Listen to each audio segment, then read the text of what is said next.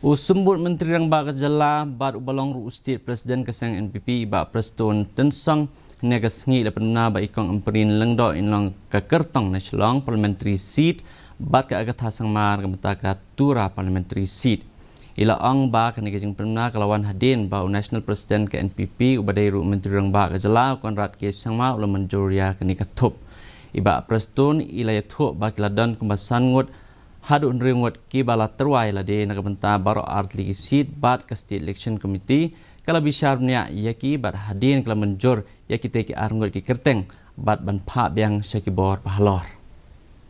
I told you we have not less than 5-6 aspirants, not only from Shillong Parliament constituency but also from Tura Parliamentary constituency. So ultimately, the State Election Committee has duly examined and proper consultation has also been made, not only up to the district level, but up to the polling booth level.